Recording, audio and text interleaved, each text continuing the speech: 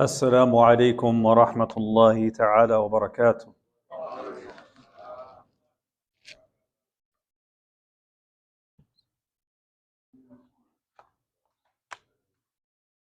الله أكبر الله أكبر الله أكبر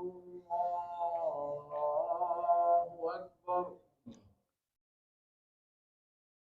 أشهد أن لا إله إلا الله.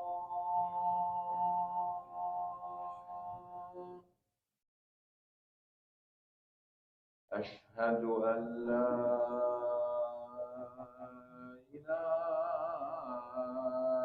إلا الله.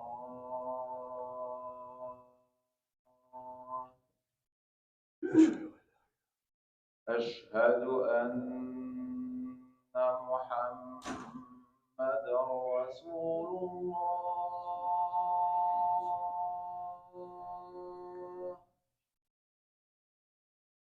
أشهد أن محمدا رسول الله.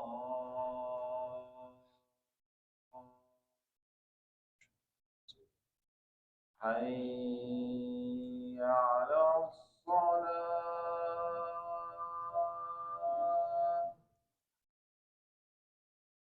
حي على الصلاة.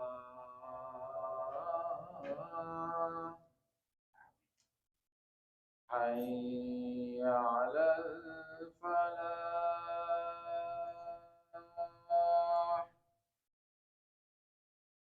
حي على الفلاح.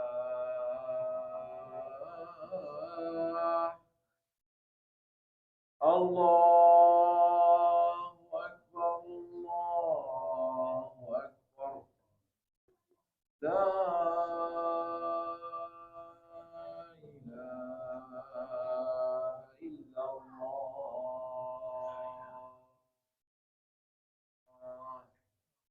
اللهم رب هذه الدعوة التامة والصلاة القائمة آت سيدنا محمد الوسيلة والفضيلة والدرجة الرفيعة وبعث اللهم المقام المحمود الذي وحده إنك لا تخلف الميعاد برحمتك يا أرحم الراحمين.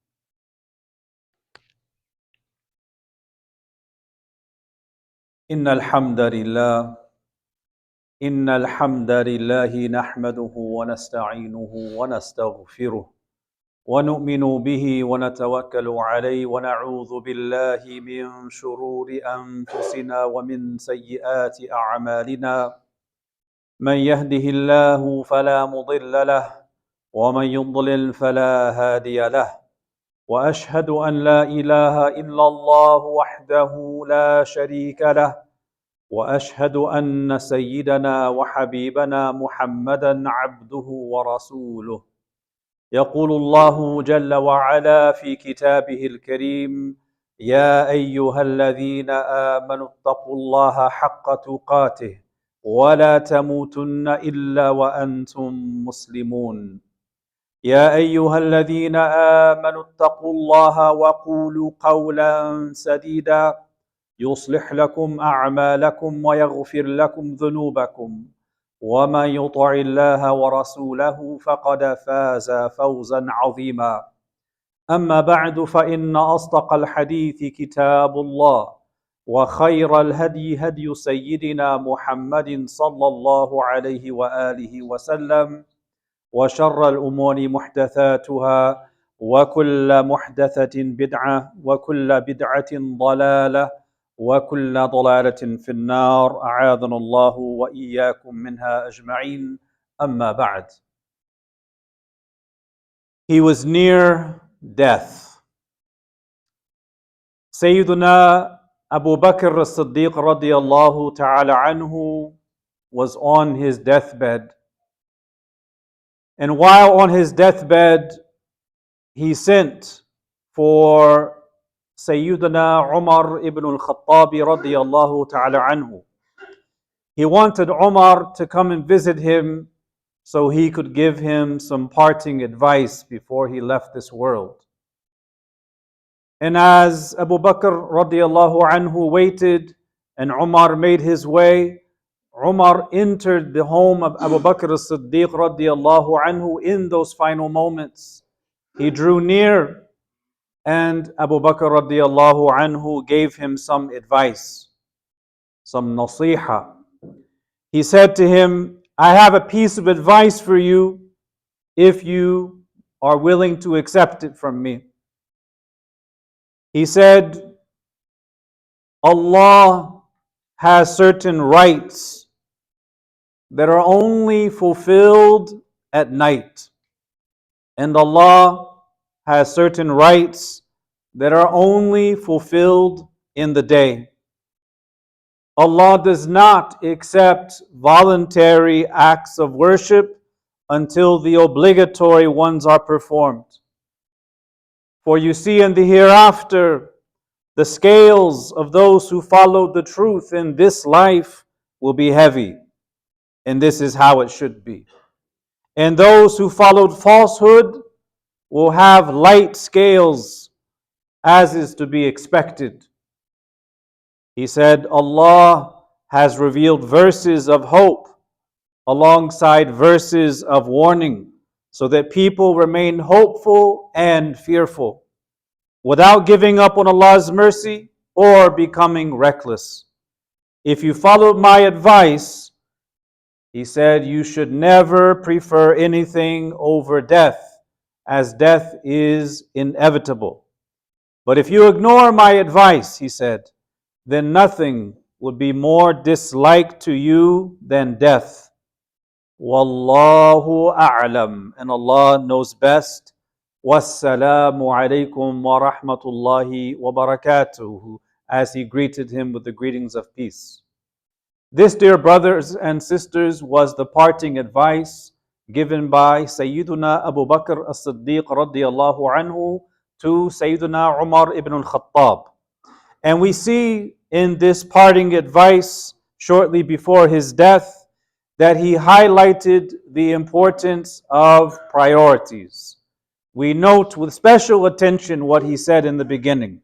Allah has certain rights that are only fulfilled during the day, and Allah has certain rights that are only fulfilled at night. And Allah Ta'ala will not accept voluntary acts of worship until the obligatory ones are performed. He is highlighting the importance of priorities, what we call in Arabic al-Awwaliyat, the priorities, the things that should always go first. And over the years here in this house of Allah Ta'ala, we have repeatedly said in different sermons that the believer is one who is blessed with tamyiz. They are blessed with intelligence and the ability to distinguish between things. They have the gift of discrimination, of discriminating and making a distinction between what is important, what is more important, and what is most important, or what is important, what is less important, and what is least important.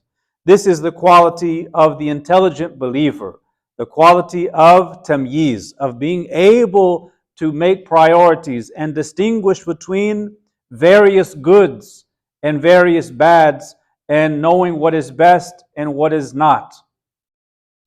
In his work titled Madarij al-Sadiqin, the Imam Ibn Qayyim al-Jawziyah has a very beautiful discussion where he attempts to answer this very important question. What action, what deed is the most beloved thing in the sight of Allah subhanahu wa ta'ala? What is the absolute best thing you can do? And in analyzing that question, he presented several hadith narrations which describe various actions as superior. This is described as superior, that is described as superior, and so on. And his conclusion was not that this particular act is always and forever the most superior thing a person can do at all times.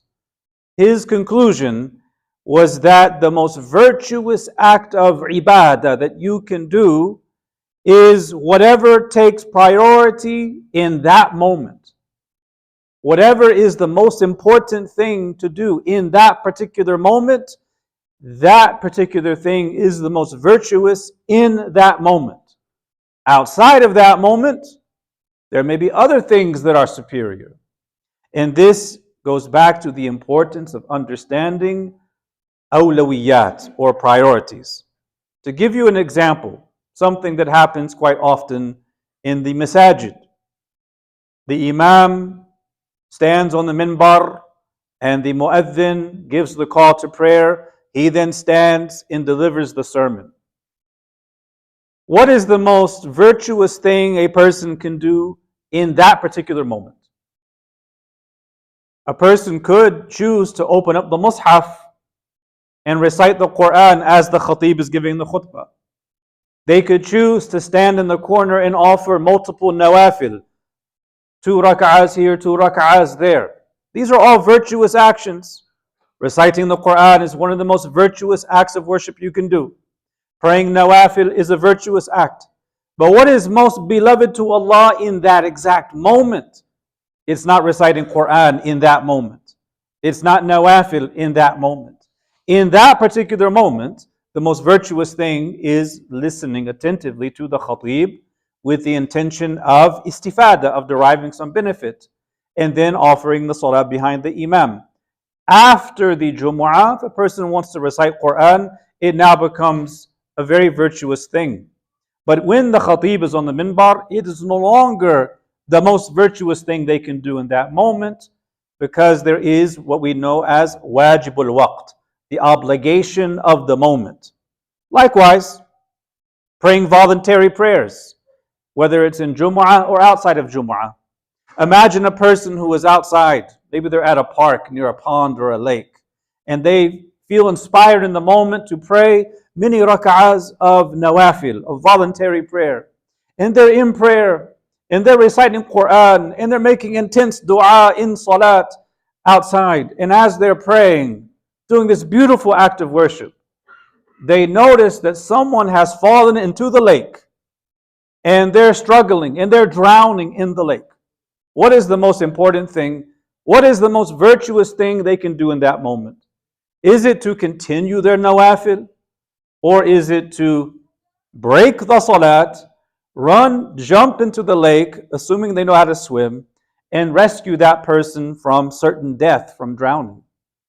A person who knows priorities would attend to the drowning person, and they would never say, well, this salat is really virtuous, so I'm going to continue praying, and that person, they're on their own. Whether they drown or make it, that's not my business. The wajibul waqt, the obligation of the moment, is to save a human life. And that is because we know about priorities. Now we have one hadith of the Prophet ﷺ which illustrates priorities in a very clear way. And this hadith is found in Sahih Muslim, and it is known as the hadith of Jurayj. Jurayj was an abid. He was a very pious and devoted worshipper during the time of Bani Israel in the past, before the age of the Prophet ﷺ. And the Messenger of Allah ﷺ spoke about Jurayj and what happened with him. Jurayj was not a man after wealth or riches or power or influence. His entire life was living in his small little mud hut, offering salat, fasting, and doing dhikr. That was it. He was an abid. That was his life. And the Prophet ﷺ tells us this story. He says, Jurayj worshipped in a hermitage, a small mud house, and he confined himself there. And his mother came to him one day as he was busy in salat, and she called out to him, Ya Jurayj, oh Jurayj. His mother's calling out to him. And while he was in salat, he asks Allah Ta'ala, Ya Rabbi, salati am ummi, O my Lord, should I continue in my salat or respond to my mother? But he decided to continue praying. Salati am ummi, but he keeps praying. He continues praying. She leaves and she comes back the next day. As she comes back the next day, he's, of course, in salat, and she calls out to him from outside of the home, Ya Jurayj. And once again, he's in salat and he says, Ya Rabbi, salati am ummi. Should I respond, O Allah, to my mother, or should I continue in my prayer? This happened a third day. She went back home, and on the third day she came and the exact same thing happened. She went to call him for some need, and he was in salat. And he said in his salat, Ya Rabbi, salati am ummi. Oh my Lord, should I respond to my mother or continue in salat? But he decided to continue with the salat. Now his mother is upset. And we know that dua ul mustajab, the dua of the mother is answered. And in her anger at his ignoring her, she made a dua. She said, O Allah, do not give him death until he encounters the faces of prostitutes. This is a very intense dua to be made against one's son, but she made it in anger. So the story of Jurayj continues after this. And the story goes that he was very well known for his ibadah, his devotion among the people of Bani Israel. And among them in their community was this woman who was a prostitute, and she was known for her beauty. And this became the talk of the town, that Jurayj is not really being dutiful to his mother. And this prostitute basically issued a challenge to the people. If you like, she said, I can go and try to seduce him for you. Bring him down a notch. Get him off of his high horse, so to speak. And they accept this. So she goes over to where Jurayj lives in this small mud hut. And she presents herself to him, but she did not get any response from him. He completely ignored her. So she failed. So what did she do? The hadith tells us that as she went on her way, she encountered a shepherd, Ra'i'ul Ghanam, a shepherd, and they got to talking, and one thing led to another, and they had committed haram. But she became pregnant from this illicit relationship with that shepherd. And she kept it quiet. She did not tell anyone the identity, who the father was. And after a while, she gave birth to this child. And when she gave birth, people are asking, who is the father of this child?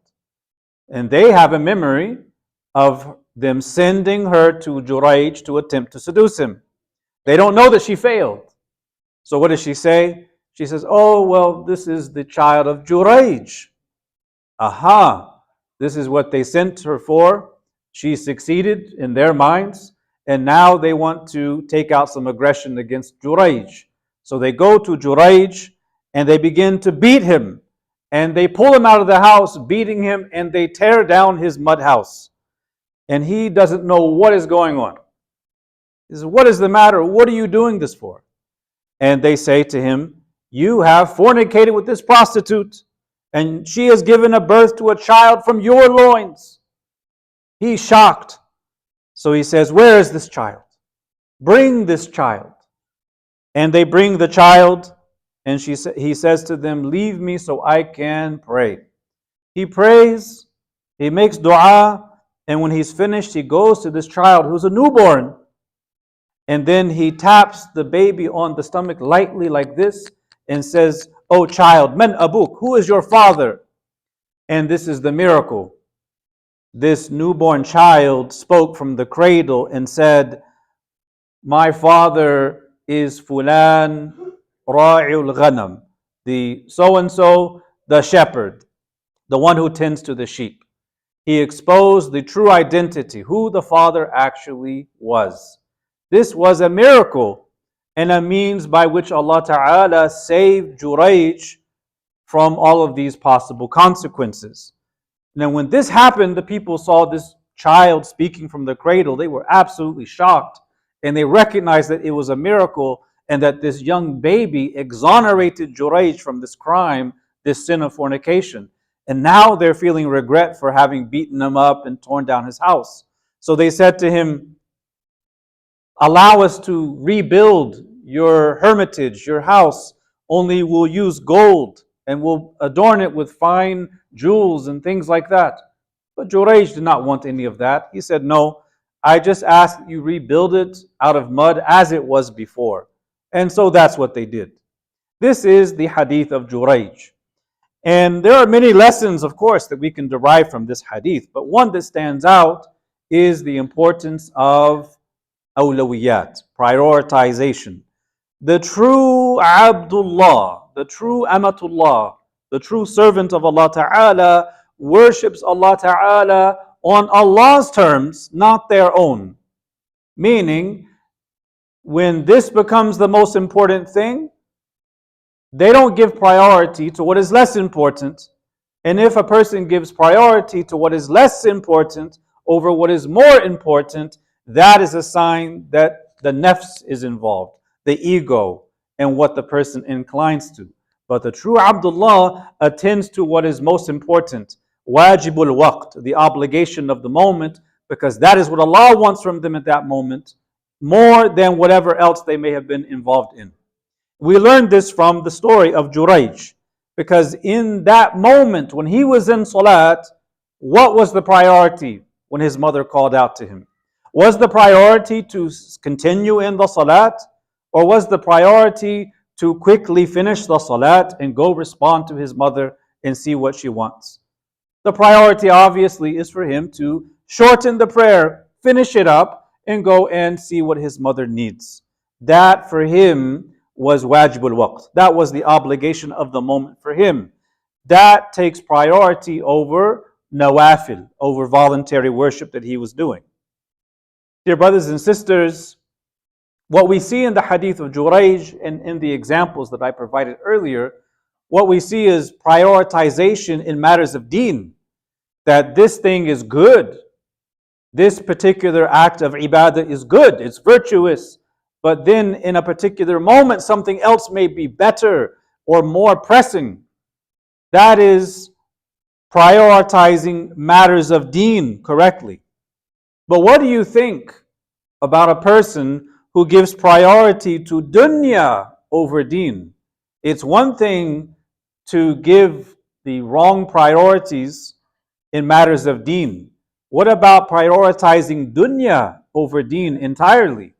Allah Ta'ala addresses this in the Quran when He says in Surah Al-A'la, بَلْ تُؤْثِرُونَ الْحَيَاةَ الدُّنْيَا وَالْآخِرَةُ خَيْرٌ وَأَبْقَى. He says, rather you prefer the life of this lower world, giving priority to it, whereas the hereafter is khayrun, it is better, وَأَبْقَى, and it is longer lasting, more enduring. So if a person gives priority to some matters of deen over other more important matters of deen, and that's a negative, what about a person who prioritizes dunya over deen in general? We have a hadith, or rather we say an athar, a narration transmitted by Imam Malik rahimahullah in his Muwatta. He transmits this narration from the companion Sayyiduna Abdullah ibn Mas'ud radiyallahu anhu. And it mentions in this narration that one day Abdullah ibn Mas'ud radiyallahu anhu was sitting with some of his friends, and he said the following: we live in a time right now, he's speaking about his own generation and the successors who came after him. We live in a time where al-qurra'u qalil wal-fuqaha'u kathir, where the reciters of the Quran are few in number, but the people who have a deep understanding of the message and meaning of the deen are in massive numbers. There are many. Pressing questions on matters of deen are rarely asked, even though if they are asked, there are many to answer them. Meaning there's plenty of people of deep knowledge. He said people care more to observe the commands of the Quran over just preserving the letters of the Quran, meaning they give their attention to practice and understanding over mere beautification. So it is a question of substance over style. He says in this time people pay more attention to their a'mal, their deeds, and they put aside their ego and desires. And whenever they pray, their prayers are long, and whenever they speak, their speeches are short. He's speaking about his generation. Khairul Qurun, the best of generations, as it says in the hadith. And then he spoke about the future. He said about the future, and a time will come where al-Qurra'u kathir wal-Fuqaha'u qalil, where the reciters of the Quran are many in number, but those who have a deep understanding of the deen and the Quran will be few compared to their generation. He says there'll be many reciters reciting beautifully in abundance, but the people who understand the meaning are going to be very few. People, he said, will pay more attention to preserving the letters of the Quran, but they will be heedless about the commands of the Quran. They will be a people who pay more attention to the ego, and they will put aside good deeds. Here, Abdullah ibn Mas'ud radiallahu anhu was telling us that there will be a disease that will creep up within the ummah where style will be more important than substance, where appearances will be more important than essence, and that the people will later become so trivial that priorities are lost. Priorities are lost. Style over substance. And we can give an analogy to illustrate what this would look like. Just imagine if a person is driving and la qadr Allah, this person ends up in a catastrophic car accident. Of the injured people in the hospital notice one of them who has several broken bones across his body, and he's bleeding profusely, very badly. So on the surface, you have two big problems here. This person has several broken bones, and they are bleeding profusely from different parts of their body. So imagine this person shows up in the emergency room. And as they walk in through those doors, bleeding and limping, being carried there, broken bones, blood everywhere, they decide, whoever is working in the emergency room in the hospital that day, let's say they decide, oh wow, he has a lot of broken bones. Let's rush him over to get x-rays so we can then address these broken bones and reset them and put on the cast, the plaster, all of that business. And while they're doing all of that, attending to the broken bones, what happens to this person? They bleed to death. Because when you are attending to a patient that is severely injured like that, you have to attend to the most critical priority of the moment. And for that person, it is blood loss. You have to fix this problem before you can set the bones. So how would you feel? La qadar Allah, may Allah preserve all of you. But imagine if this was a person's case, how would they feel if the doctor treating them was addressing the bones and not dealing with the blood loss? They would probably die, and the family would sue the doctor for malpractice. So the priority for that person is to stop the bleed. And after you stop the bleeding, then you attend to the broken bones. So all of this goes back to how we prioritize things. What is important? What is more important? What is most important? Where is the substance and what is the form or the style? What is appearance and what is essence? Knowing these things is so critically important if we're going to actually be ibadullah, servants of Allah who do what Allah wants us in the moment He wants us. We have to tend to our lives by setting our priorities. But unfortunately, many people are completely at a loss when it comes to what is a priority. Dear brothers and sisters, the intelligent believer, the intelligent Muslim, is known as Ibn al-Waqt. This is a term used by some of our scholars. They say the believer is Ibn al-Waqt. Ibn al-Waqt literally means the son of the moment. The son of the moment. It doesn't mean the son of the age or the son of the time where a person just goes with the flow and follows all of the trends in the world around them.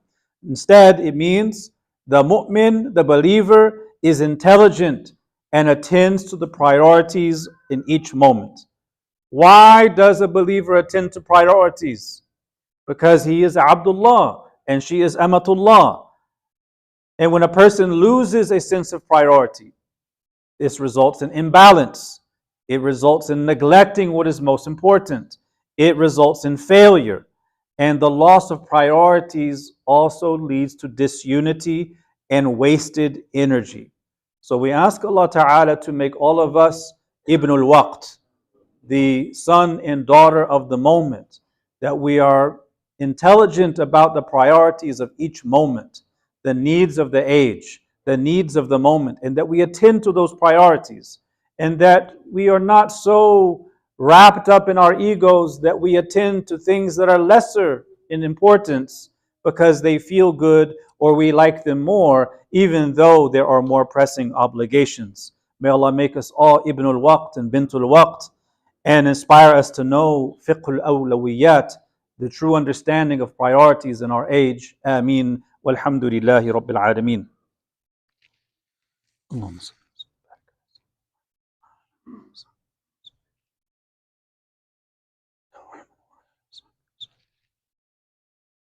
Alhamdulillahi Rabbil Alameen. وأفضل الصلاة وأتم التسليم على سيدنا محمد الصادق الأمين وعلى آله وصحبه ومن استنى بسنته إلى يوم الدين أما بعد. Dear brothers and sisters, Allah Ta'ala tells us in Surah Al-Mulk, Bismillahir Rahmanir Rahim, تبارك الذي بيده الملك وهو على كل شيء قدير الذي خلق الموت والحياة ليبلوكم أيكم أحسن عملا وهو العزيز الغفور. صدق الله العظيم. Allah says, blessed is he in whose hand is the dominion of all things, and he has power over everything. The one who created death and life. لِيَبَلُوَكُمْ أَيُّكُمْ أَحْسَنُ عَمَلًا, that he may test you to see which of you is best in deeds, and he is the Almighty and the Forgiving. What stands out in this verse, dear brothers and sisters, is that Allah subhanahu wa ta'ala tells us, لِيَبَلُوَكُمْ أَيُّكُمْ أَحْسَنُ عَمَلًا, that he may test you to see which of you is best or most superior in deeds. He does not say in this verse, لِيَبَلُوَكُمْ أَيُّكُمْ أَكْثَرُ عَمَلًا, that he may test you to see which of you is most abundant or who has the most deeds. This is what stands out. And we see this in the narrations of the Prophet ﷺ. There are many hadith in which individual companions would come and say, Ya Rasulullah, what actions or what deed is superior? What deed is superior? So one Sahabi comes and says, what deed is superior? And he tells him, as-salatu ala waqtiha, praying on time. Another companion comes and asks the exact same question, and he is told, birrul walidain, dutifulness to your parents. And another companion comes and asks the exact same question, what is the most superior action? And he tells him, al-jihadu fi sabilillah.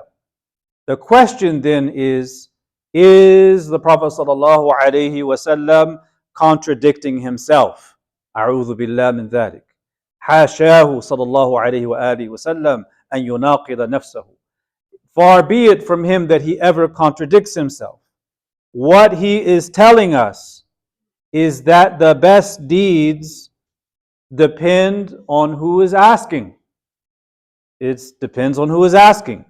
You may do something good, but there may be something superior for you in that moment, given the needs.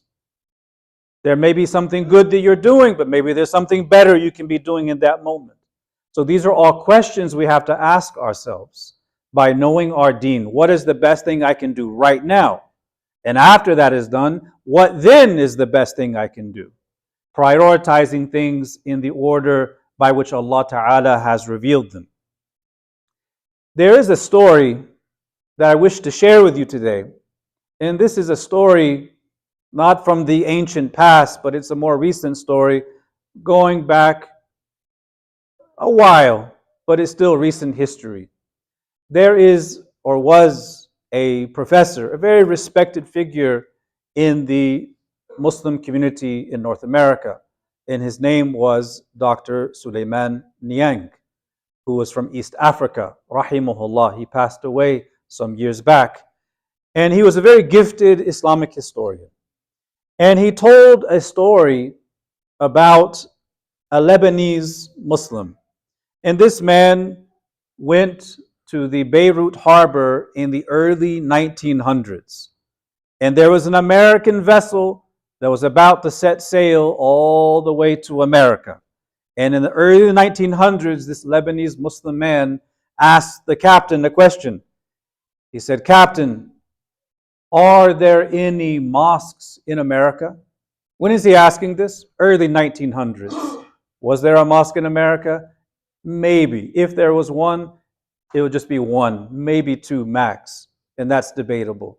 So the captain answers as he knows and says, "There are no mosques that I'm aware of. I don't think there's any mosques in America." And he was true. He was speaking the truth. And when he told this Lebanese man, "No, there's no mosques in America," the Lebanese man jumped off the boat and decided, "I'm not going."